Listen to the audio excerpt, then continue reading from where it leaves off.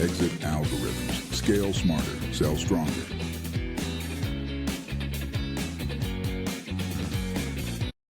Welcome to Exit Algorithms, the podcast where we decode what it really takes to unlock growth, streamline operations, and prepare your business for a high-value exit. I'm your host, Pete Vera, and today I'm joined by Bob Campana. He's a serial entrepreneur, CEO of Campana Capital, and author of Don't Look Down. He's built and exited many businesses across restaurants, hot tubs, real estate, has a reputation for thriving in tough industries. Bob, excited to have you here. Welcome to the podcast. Pete, I'm honored that you selected me to be on your show, and I am so excited to share with you some of my failures and successes. Yes, sir. Yeah, I can't wait to hear more. How about we start off? Do you mind sharing for our listeners a bit about your background, how you got involved in business, and maybe some of the highs and lows that led you to where you are today? Well, that takes me way back. I'm currently a senior citizen. I'm 72 years old. I've started my business career when I was 21 years old. I got into a car wreck and got an insurance settlement of $12,000. And my father wanted me to put that towards my education. I decided to buy a ticket on Pan American Airways and travel around the world for 8 months. That was my college education. When I came back, as a seminal moment, I was standing on an overpass on the Bayshore Freeway outside of the airport in San Francisco and saw the sea of cars with one person in it. And it was just the wealth that America had to offer, the promise that America had to offer. I did not want to squander that. And I decided I was going to go into business. I had $500. At that point, my father thought I was totally wacko because he was a small business guy. He said, "You have no idea what you're doing." And I didn't. I had no idea what I was doing. But I had a friend of mine that in the Sierra Nevada mountains in California, during World War II, the local utility company was installing what was called penstocks, which was a pipe made out of wood. And the wood was Clearheart redwood. And they did it to feed little power generation stations around the Sierras. Well, they used the wood penstocks because during the war effort of World War II, the metal was being confiscated by the government to basically make war products or airplanes or whatever. So they used wood. Well, in the late 70s, early 80s, they decided to replace those wood pipes with steel. We made a bid on a pipe. We bought we bought 1,800 feet of it. Half a mile, I guess, of a redwood pipe, cut it up, disassembled it, and refabricated it into redwood hot tubs. I bought the entire pipeline for $1,700, and we sold, I think, 200 hot tubs at $1,700 a piece from that. And that basically got me started my entrepreneurial career. And when I was doing the hot tubs, I was basically being called as a subcontractor to swimming pool contractors because the people that were building the pools, they wanted a hot tub now instead of a spa attached to their pool. And that introduced me into the swimming pool industry.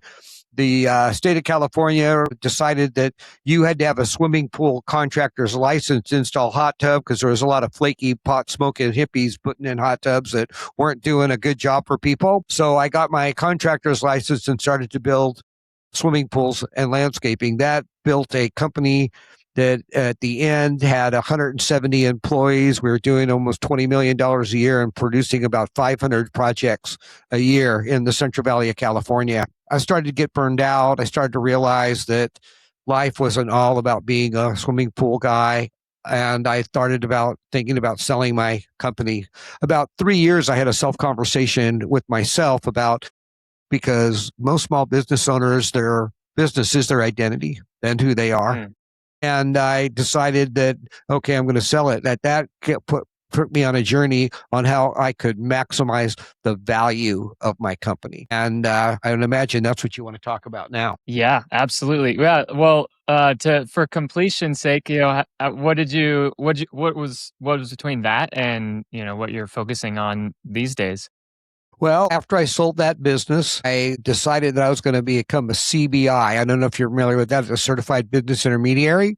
And I went to school to see how to maximize. I did it on my own on how I put my financials together. And basically the business was profitable and it had some different attributes to it that were very favorable for buyers. And then I went and bought a plumbing service business.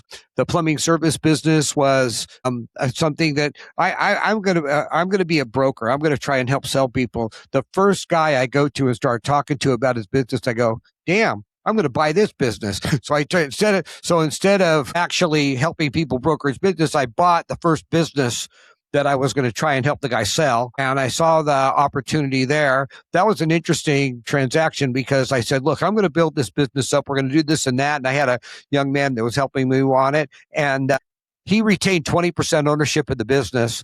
And we built this business up. And at the end of that story, we made the business so profitable. The guy said, hey, I want to just buy my business back. That's why I sold him the business after I had changed it.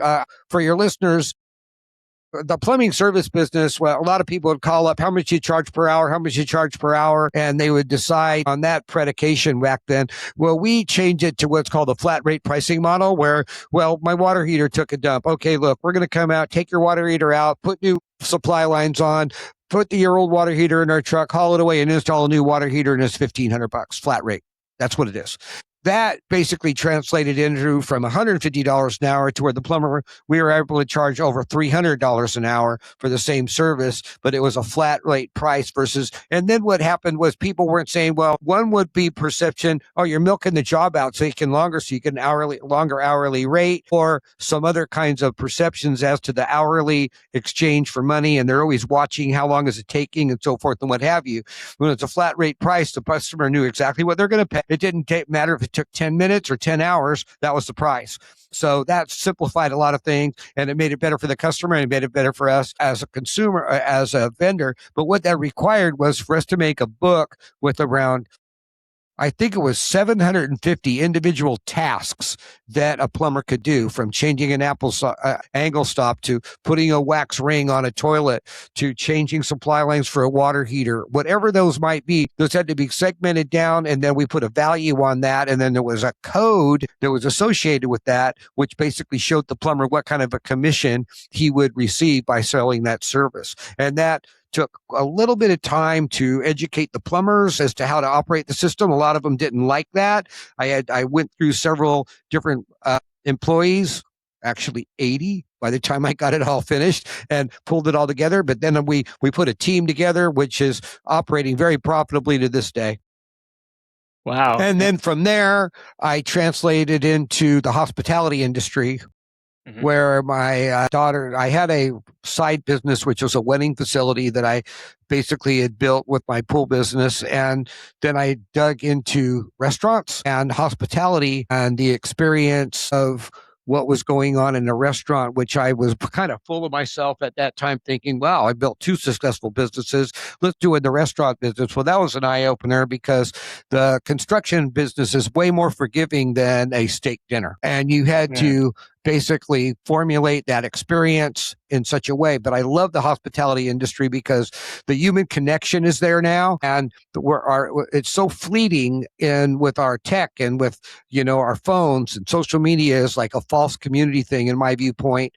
Even though you and I are communicating via technology, the human connection is something that all of us long for. And the hospitality industry is able to fulfill that need for me. So I do a couple of things in the hospitality industry. One, I do what's called nonverbal communication. From my design background, from building thousands of pool projects and going into thousands of different homes, I've got a unique perspective on design that I basically am able to employ into my restaurants, which brings people into escapism to a certain degree, where basically come in, enjoy a meal with interconnection with their people. I focus on acoustics. We all go into restaurants where you can't hear yourself think. I'm into acoustics to where that restaurant experience is a moment in time when you're away from all of your problems in the world. You enjoy a meal with friends and family. And the minute you walk out the door, lo and behold, all your promises hit you right in the face and you're right back in the real world again. But when you're with me for those hour or two,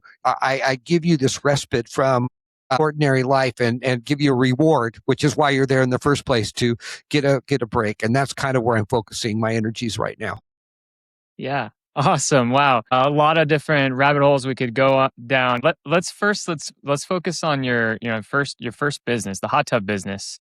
What triggered the decision to exit that business? How was it valued, the deal structure? Yeah, well, what basically happened was you told me you were in the Navy. Well, I'm a pilot. I fly helicopters. As a matter of fact, I crashed my helicopter last year and almost died in it.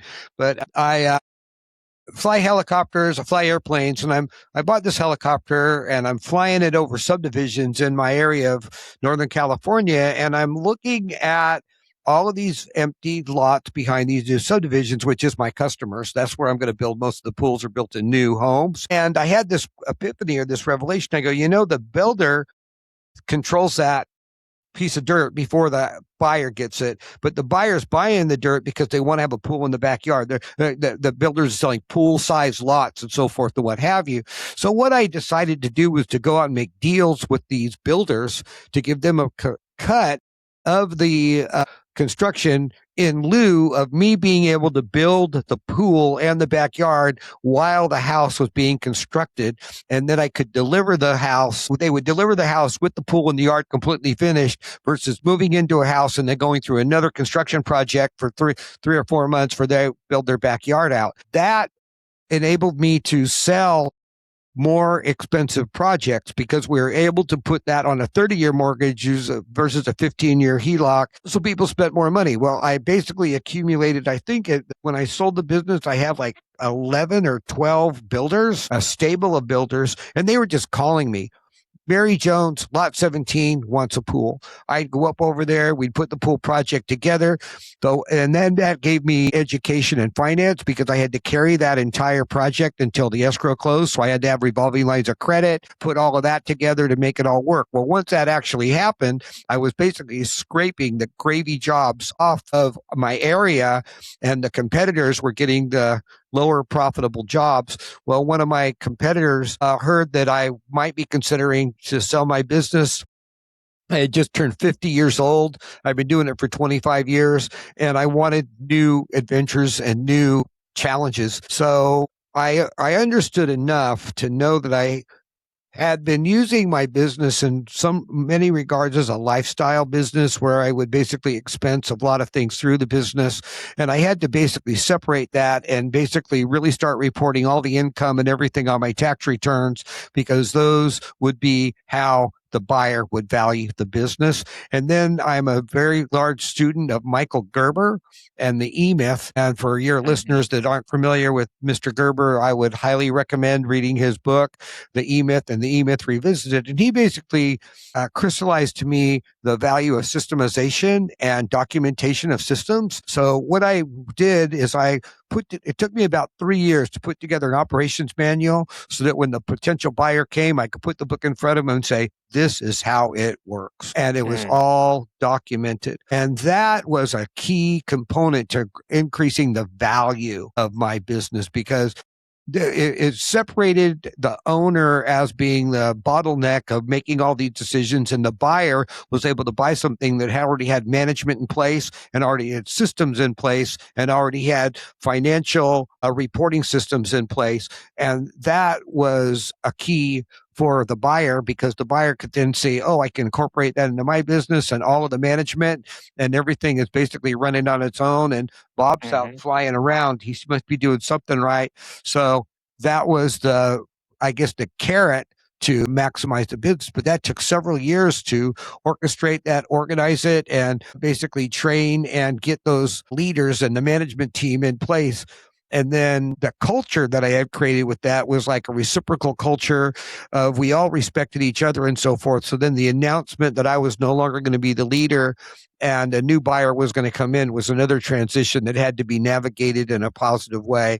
So each challenge along the way, I had to educate myself and learn about what the potential buyer. Just like when I was going out and selling a swimming pool, what did that owner want? I made a transition from a brick and mortar sales process where the shape is this big, you get so many square feet of concrete, then this and that, to the dream as to why they were buying it. And why they were buying it so they could have the memories for their children cannonballing and having the neighbors over for hot dogs and hamburgers. So as I formulated the sales presentation to sell the dream in relationship to the physical actual swimming pool, that was another way that I was able to differentiate myself from the competition. And that differentiation added value and had a more profitable business. At the end, business was turning a profit of somewhere around 17, 18% net on a construction company was very favorable. And then that translated into a nice multiple. Yeah, absolutely. Wow. How long? So it took a number of years. How long would you say it's a reasonable timeline to prepare your business to run without you, to have the systems in place, to be an asset to transfer over to a new buyer? If a buyer is going to use an SBA loan to buy your business, they are going to want to see the SBA is going to want to see 3 years of tax returns. So it could take 4 years because you've got to prepare the business for that first tax return. You have to basically shield out, well, my wife's gas is in this thing. I'm basically comping myself a country club membership or paying fuel for my helicopter to do reconnaissance work or whatever the hell I was pencil whipping the government over. And I had to basically turn around and clean that all up. So when I cleaned that all up, and then I had to pay more taxes because I was structuring my business previously to, as the courts say, structure your affairs in such a way that you can minimize your taxes. That's what I was doing. But the taxes are the predication of the SBA, or any lender is going to look at, what are you telling the government? And if you're telling me one thing and the government another one, then are you really an honest person? Are you really basically providing me what I'm actually buying? So that took a little bit of time to change things around.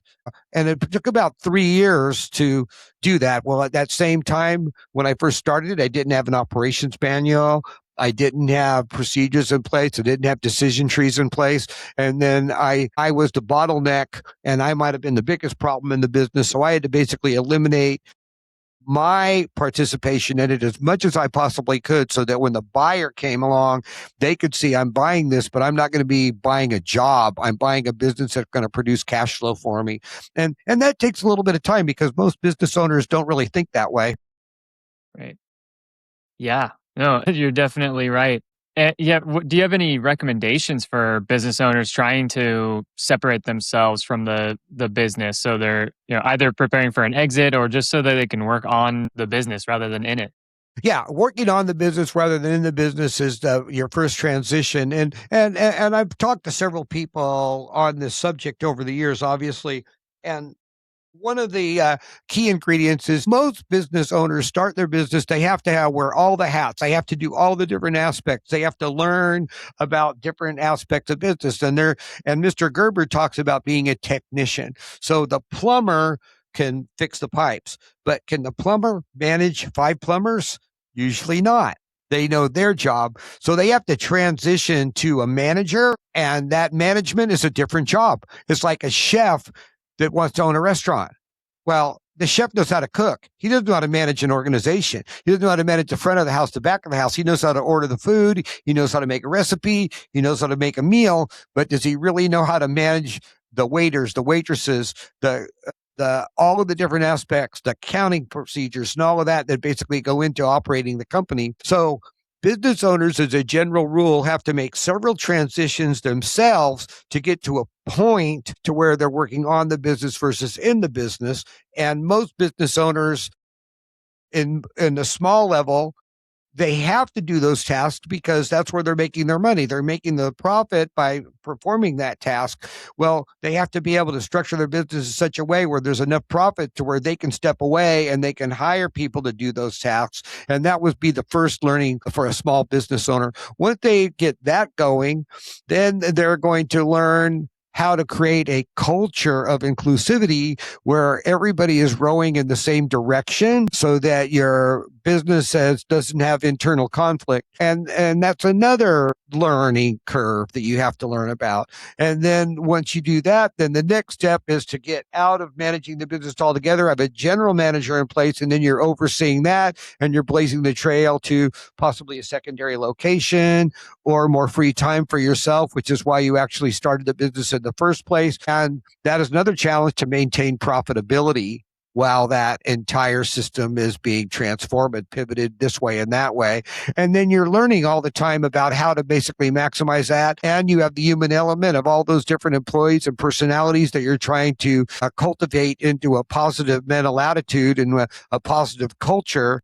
And I wasn't in a position where I knew people that could help me with that. So I used a lot of books and learning and video. Back in my day, it was like a cassette tape inside my car when I drove from sales appointment to sales appointment. And it was just a constant learning. And I think that any small business owner that's on a journey understands that constant learning is going to be a requirement if you're going to progress. Yeah.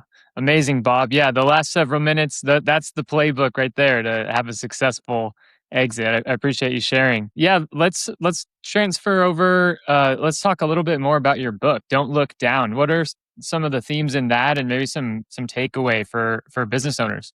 So like I referenced already, I'm 72 years old, and you start thinking about your own mortality at that point. And I've got 8 grandchildren. And as you get to this point, you realize, 3, 4, 5 years after you pass, nobody's even going to mention your name anymore. Who were you? We have such a short time on the planet. So I decided I wanted to document what I had done and what my journey was for my grandchildren primarily. So I went out and I found a ghostwriter to help me with this book. And that ghostwriter happened to be a editor from Inc. magazine and Entrepreneur magazine that I hired.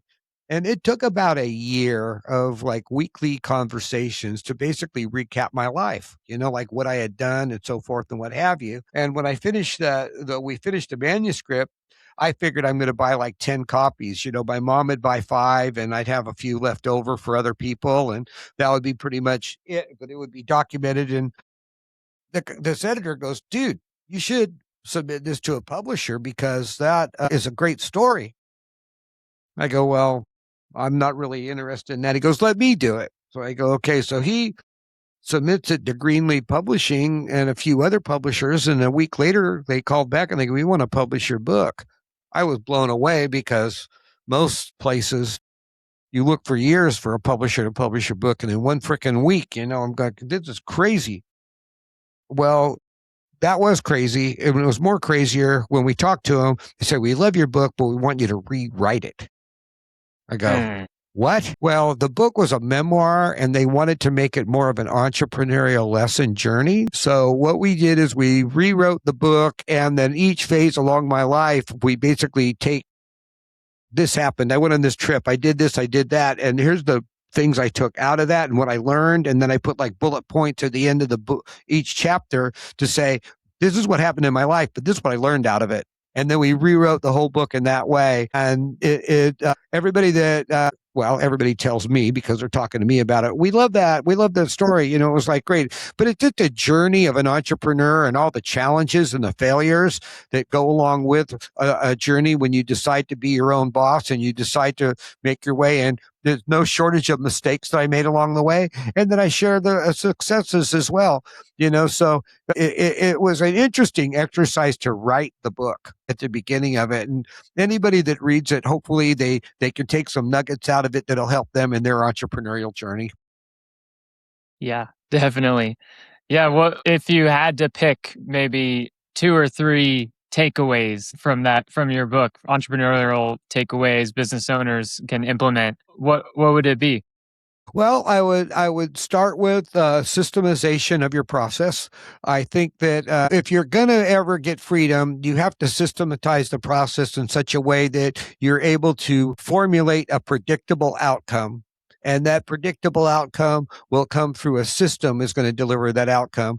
If every decision comes through the owner of the business, they're never going to progress because everything's going to be bottlenecked to them. The next thing is that Success is not your teacher. Failure is your teacher. When you fail, you remember what went wrong, and then you have to find a solution so that that failure doesn't continue to replicate itself. So not getting angry at failure, but assessing it and looking at it as a learning tool and finding that silver lining, which there always is one. That would be another one that I would suggest to do. And then the last one is the educational component. Most people that go into business don't have accounting degrees. They don't understand bookkeeping. They understand their trade. So like if I'm a plumber, I totally understand my task as a technician, and I have a very high degree of confidence and I'm able to do that world. But if I want to send someone else out to do that plumbing job and I want to manage that person, again, we referenced it a little earlier, that's a different job. So I have to educate myself on how to be effective in that job. And that comes to communication and how you are able to own your communication skills. You had mentioned to me before we went on the podcast that you were in the military. The military is so focused on concise communication. They want that communication to be concise so that there's no ambiguity in what is being asked of that soldier or whatever ship is going where or whatever. So communication in business and your communication skills that you're able to translate what you're thinking about is something that's like a never-ending journey. And I would say that those three different things, if you were to focus on each one of them, they're going to reveal where your holes in your bucket are really quickly. Yeah. Oh, great advice. Yeah, Bob. So you've been in business long enough. You've seen several waves of disruption in your business career. I'm curious, how do you compare some previous disruptions you've seen with how AI is in fact affecting the industries you're in? You know, AI is so fascinating to me because the ability to have a conversation with literally the entire compendium of world knowledge at your fingertips and just being able. So I've been studying AI for a couple of years now and the prompting thing and how to basically maximize the way that you interact with AI is just amazing. And the ability to compile reports or research and all of this is just an amazing revelation. We still don't know where this journey is going to take us. We have no idea where AI is going to end up. But right now, for small business owners, not to be dabbling in it and learning about it and having their organizations utilize that, you're going to be left in the dust if you don't understand application of AI in business. If not anything else, again, how you communicate with your customers, how you're able to utilize AI to crystallize your thinking, how you're able to use AI from a standpoint of doing research on what other aspect can my business, how it can analyze your reports. It can turn around and show you from acting as a professional certified public accountant and reviewing my records, what would be a place that you would want to change, or should I focus in on my profit and loss statement? It can basically act as a consultant, as a coach, and all different types of things that were never available to me or anybody 3 years ago. And now it's just like blowing up in our faces. So educating yourself on the use of AI and how those tools can be maximized versus just having some kind of like a superficial conversation for entertainment purposes is a mistake. I would almost think I'm considering some kind of an AI coach to basically help me really maximize my interaction with AI. Yeah. Love your perspective. Totally agree. Man, Bob, we're coming up here on time. And you touched on this a lot earlier, but I'd love it if you could summarize, and if you had to pick one practical tip that would move the needle the most for business owners wanting to prepare for a successful exit, what would it be? Well, it's going to be the financials. You're gonna have to focus on your profit and loss statement and your balance sheet, and you're gonna have to focus on how you can maximize your profitability, because your profitability, your bottom line, is what the multiple is going to be that you're going to get for that business. If you can structure your business in such a way that it has a recurring revenue model. So let's use an example of a plumber. And the plumber can put like an annual service where they come out once a year and they look at your plumbing and they make sure everything's good to go, and they check or if they have a combination business where they're plumbing and air conditioning, where they can have like a subscription type of thing and give someone a recurring revenue model. That is going to be something that all potential buyers are going to look at because it's a guaranteed revenue source, which isn't speculative. And with a history of many years with this recurring revenue model and building on the revenue model. So I have 15 subscribers this month, 25 the next month, and you can show a growth curve where it continues to grow. You're going to maximize your return on that because that's going to be a very profitable way to structure your business going forward. And especially if you can do it where you have an automatic deduction off of their credit card at the same time, that's even better yet. Love it. Wow, you give some great advice, sir. Thank you so much for coming on today, Bob. Where's the best place listeners can find you and learn more about your work, your book? Well, yeah, I have a YouTube channel. It's called Get Back to Work, GET, back, BACK, the number 2, work with an exclamation point on the end of it. You can look me up on Instagram, Bob Campana, and you can see this current project that I'm working on, which is a multi-million-dollar restaurant complex, which is going to be utilizing all types of nonverbal communication and aesthetical design aspects in the restaurant industry. So join me there. And Pete, hopefully you are continuing to bring great information to your followers as well. Yes, sir. Thank you so much for coming on today, Bob. Love this conversation. Thanks, Pete. You have a great day and have a happy 4th of July as well for our country. And thank you for your service to our country as well. I greatly appreciate it.